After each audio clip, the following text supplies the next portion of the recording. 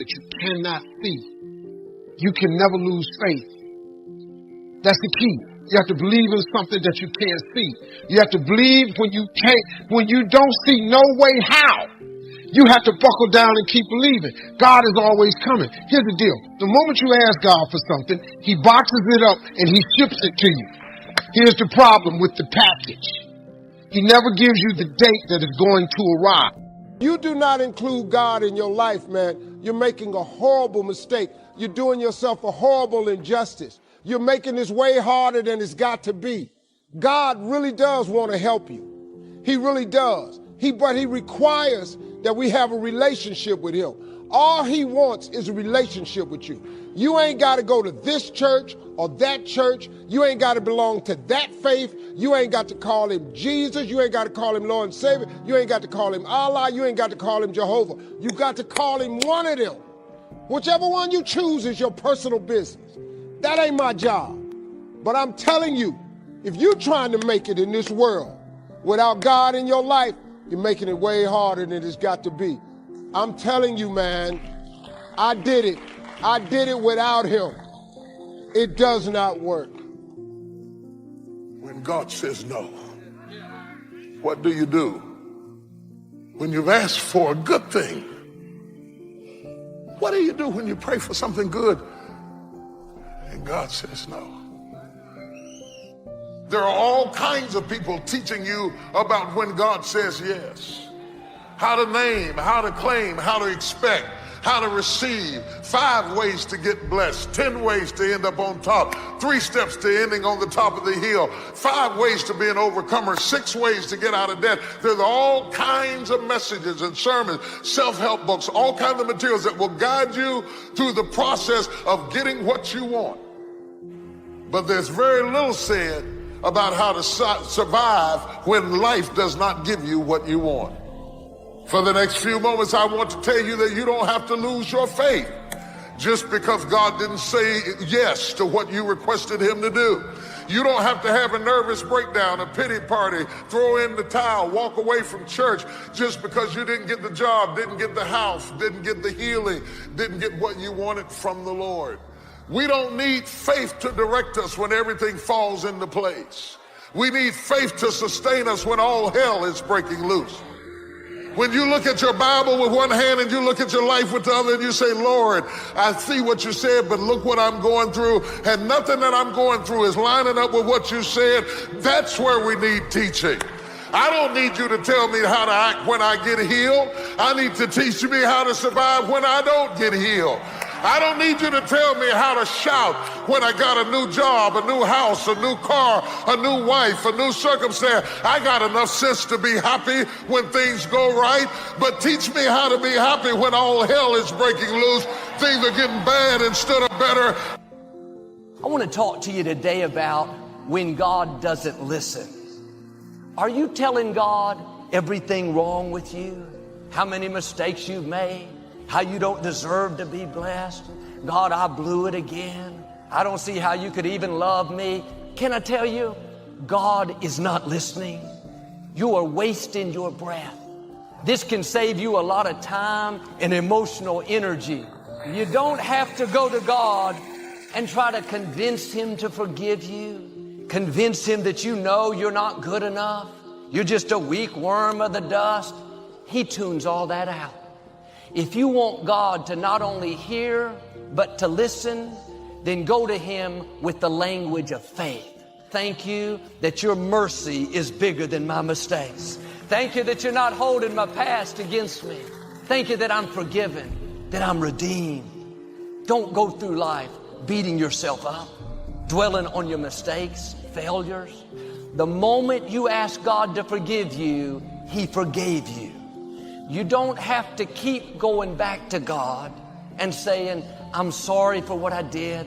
I'm just so undisciplined. I know I don't deserve your goodness. When you're telling God all the times you fell, how you don't deserve to be blessed, God is not saying, good. I'm glad you finally feel unworthy. I'm glad you're finally down on yourself. He's not paying attention. All that's doing is making you feel bad about yourself. It's keeping you from expecting his favor. I think true courage is when you find yourself in the midst of an opposition, piece of adversity or situation, and when you're in the midst of it, you're thinking, man, how did this happen and how did I get here? But you still have a certain level of perspective to say, even though I don't understand it, even though I don't like it, I can still trust God even though I can't trace God. And now the thing I place my identity in, now it's going. That's why I laugh at people when they say, man, if I could just get this, I'll be.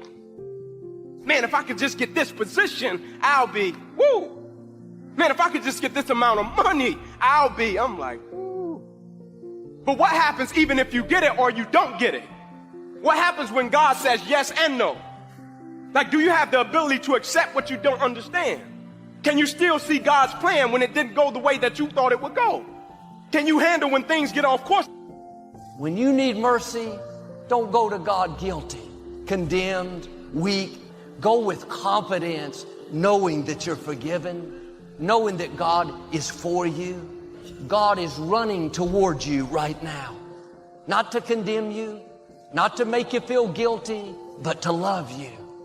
Well, Joel, shouldn't I tell God how bad I was and how unworthy I feel? You can, but he's not listening. God listens to the language of faith. He doesn't listen when we're beating ourselves up, telling him what we don't deserve. The enemy would love for you to live feeling condemned. He'll remind you of all the times you haven't measured up. It may not be something big, but even small things. You didn't spend enough time with your children last week. You should have worked out. You got mad at your neighbor. You were late to school.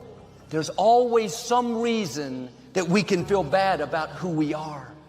If you give in to these lies, you'll go through life feeling wrong on the inside. Now, I've found most people accept condemnation easier than they accept mercy. They believe the lies from the accuser more than they believe what God says about them, that they're forgiven, that you're redeemed, that you're made worthy. When you make a mistake, go to God, ask for forgiveness, and then move on. Don't keep asking again and again, bringing up the same failures. First time you ask God to forgive you, He not only forgave you, He doesn't remember it anymore. When you go back and ask God again and again, He says, "What are you talking about? I have no account of that." When God forgave you, He deleted your files. He doesn't have a big server up in heaven where He's keeping a backup copy just in case He changes His mind. The scripture says God has cleared our record. He has no account of what you keep asking Him for forgiveness for. Now, you know who is keeping a record? You know who has 47 backup copies? The enemy. He's called the accuser of the brethren. He'll remind you of everything you've done wrong for the last 30 years. If someone is bringing up negative things from your past in your thoughts, you can be assured it is not God. You may not have done everything perfect in life.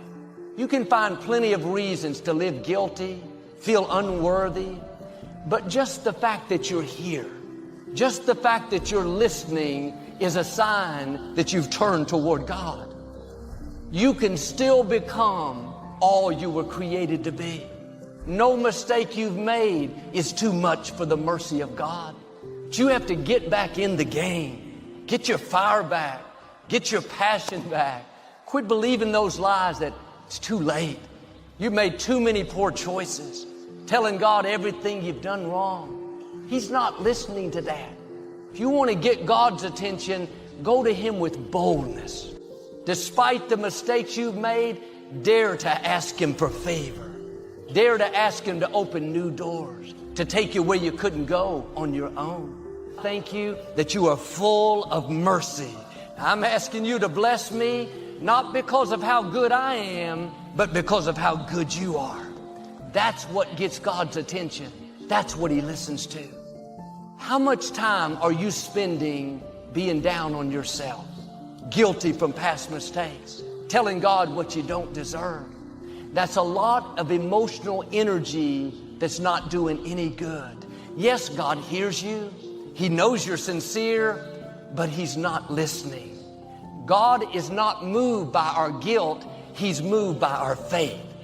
It takes faith not to just believe for your dreams. It takes faith.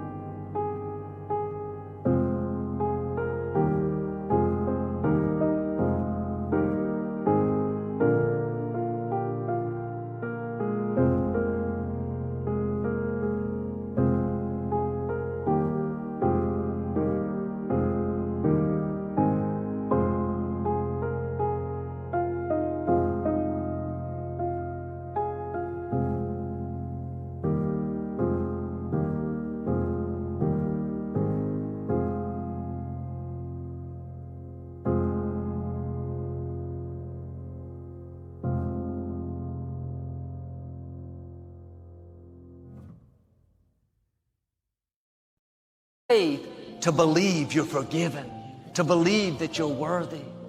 Don't let the accuser deceive you into going through life with no passion. Your record has been cleared. Those files have been deleted. If you'll do this, I believe and declare God is about to show you favor that you didn't deserve. New doors are about to open, the right people, promotion, breakthroughs, the fullness of your destiny. What is your point of reference? What is your point of reference as a man? What is your point of reference as a woman? What is your point of reference as a father, a mother? What is your point of reference for love, your career, your surroundings, self-respect, your goals? What is your point of reference? I'm talking to somebody out there. You have horrible taste in friends. You have horrible taste in picking boyfriends, girlfriends. You have horrible taste in trusting people. You have horrible taste in picking wives. What is your point of reference? Because you're 21 and older doesn't make you a man. Because you're capable of making a child doesn't make you a mother or a father. If you've witnessed failure all your life, you're either going to decide to break the cycle, or without you being conscious of it, you're a part of the cycle. You have become a duplicate of your mother and your father. You have become a duplicate of everything and everybody that you grew up around. Because why? That is your point of reference. That is the blueprint. You have become your mother and father. I know you told your friend you're not okay, and tell me what's wrong and why you never said you felt that way. And guess you're trying to stay strong and fake a smile until I look away. But I've known you too long, it hurts to watch your blue eyes fade to gray as you fade away, as you fade away.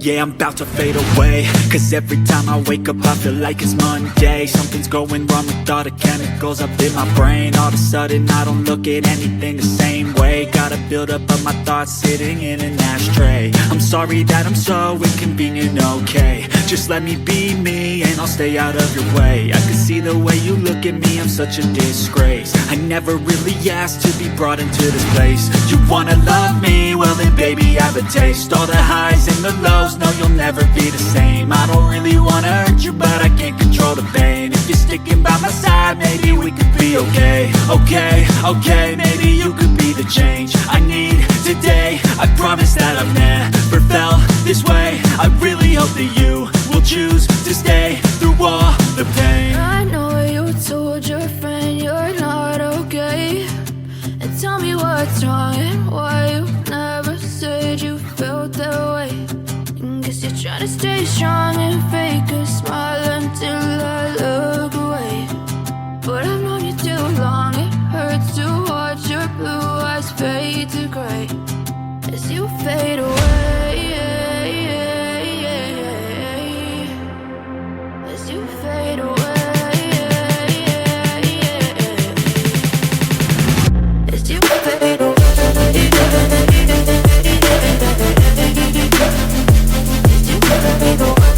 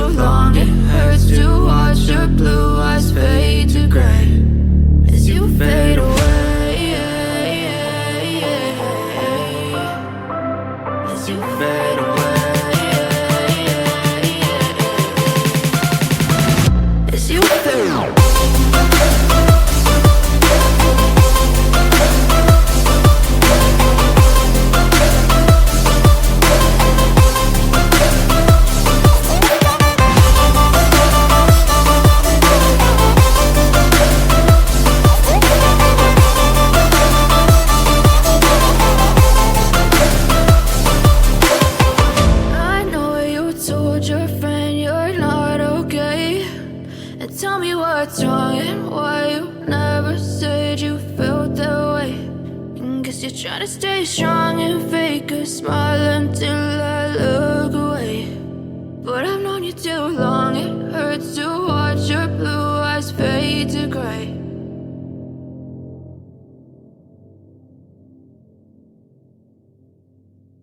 Without you knowing. Here's a little secret. I don't drink and I don't smoke. I don't do any type of drugs, ever. Because my life as a kid was consumed in all forms of alcohol and drug abuse. It completely turned me off. I decided I don't want to be like my mama or my daddy. People in my family, my boys, my homegirls, my surrounding, I want nothing to do with it. It was a conscious decision. Could have easily became a duplicate. As a man, if my father was married to my mother for 30 years, I'll find myself looking for someone that reminds me of my mother, because that would be my reference. I will find myself trying to do all the things that I witnessed my father do as a husband. That's my point of reference. If my father is successful, he's an entrepreneur, he's constantly grinding, starting up new companies, negotiating, and I see him inspired and motivated all the time about life and career and trying to educate himself and further his way up the success ladder. That will become my blueprint and my point of reference for success. And I'll find myself wanting nothing more than to be a duplicate of my father, because that is my successful point of reference. Have you become a duplicate of your mother? Have you become a duplicate of your father? Have you become a duplicate of your parents, of your environment? See, I believe that we were all born individuals. God made me an individual. My head is not connected to anybody else. I am my own man. God made me individually me, so I can do and be and become anything I want to become. What is your point of reference?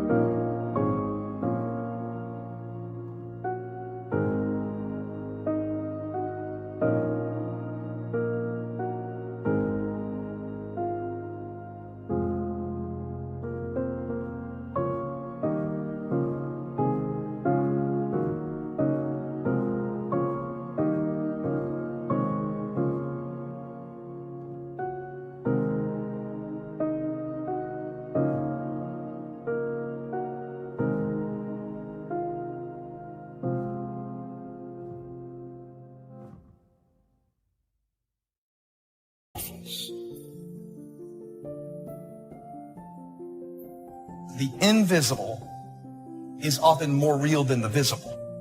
That sometimes the stuff that we collect, that we say is real, is less real than the stuff that we neglect because we can't see it.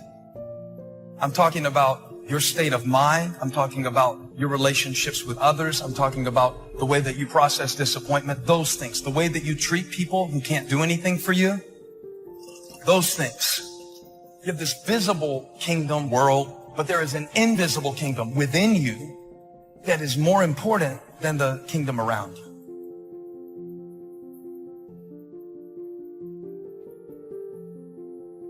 Set your life on fire. Seek those who fan your flames. Don't be hanging with no jank-ass jokers that don't help you shine. The prerequisite for spending time with any person is that they nourish and inspire you. They feed your flame. There's been very few times in my life that I looked left or looked right and didn't find a person who believed and supported me. There's always been a person beside me fanning my flames. Look at your last 5 text messages. Are those people feeding your flames or dousing your fire? The people that you spend time with are going to make or break your dreams. Everybody don't deserve to be around you. Look to the people around you. Are those people throwing logs on your fire or are they pissing on it? You got to defend your light with your life. If you can't detach from yourself, then you can't see yourself. And so how do you detach from yourself? How do you learn to do that? And a good drill for this is try to imagine the way other people see you, what other people are.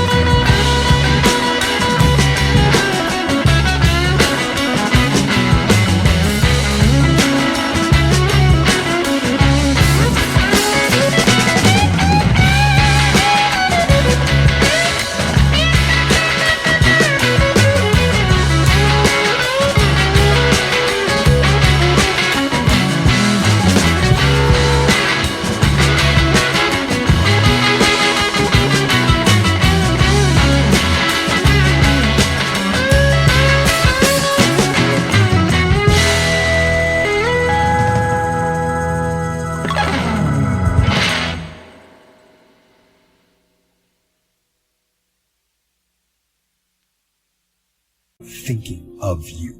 One place where this happens, and it definitely happened to me, is when I started getting put in charge of things. I started thinking about other people's perspectives. If you're in charge, then what kind of representation are they receiving? And if you work for someone else, it's the same questions. What does the boss see me do? What kind of representation am I making of myself to my boss? So the question becomes, how well do you represent yourself? What shortfalls do you have? Now, when you first start looking, It's like you're looking at an overgrown lawn. There are some big, obvious problems, so you do a broad, just kind of general cut of the grass. You fix some of the big, easy problems. And once you've done that, you've gotten rid of some of those big, obvious problems, you notice some more detailed problems. So you start trying to fix them. And I wonder how many people today are watching this message right now, and you're trying to do it like someone else. You're trying to be just like somebody else. You're just a copycat, and you're wondering, how come I feel stuck? How come I can't move forward? I got a feeling. Why don't you shed off that other person's armor, and why don't you walk it out the way God called you to walk it out? I am strong. I am talented. I am healthy, I am valuable. Those are not just positive affirmations. You just invoked a blessing on yourself. When you speak it out, you give life to what you're saying. It's not enough to just think this. You don't bless yourself by just dwelling on positive thoughts. Nothing happens until you speak. When you say, I am blessed, blessings come looking for you. When you say, I am prosperous, good breaks start heading your way. You have to say, I am confident before you're going to feel confident. If you'll say it long enough, what happens is those words get down in your spirit.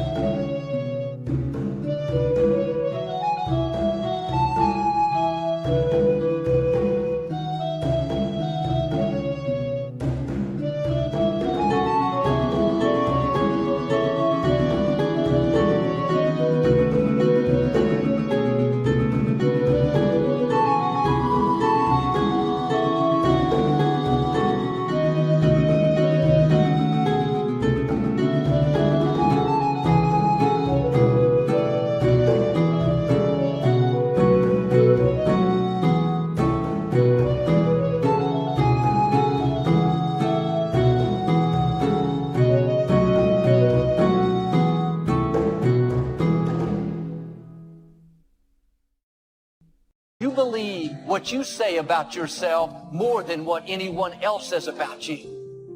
When you hear yourself day after day, I am healthy, I am talented, I am confident, I am valuable, it's changing how you see yourself. Over time, you're going to become what you're saying. You are who you are in part today because of what you've been speaking over your life. And what you believe about what you can be, and what you believe about what you have inside of you, and what you believe about what God called you to do, and what you believe about what you're going through, that's what I'm talking about. The currency of confidence. So when you're young, you start borrowing confidence from the wrong places. You borrow confidence from sexual attractiveness. Partner after partner after partner after partner. And rather than ever being in a real relationship, the good part, where you have to love somebody for who they are, not what they look like, you take this feeling of, oh, I have somebody, and you borrow the confidence of having somebody.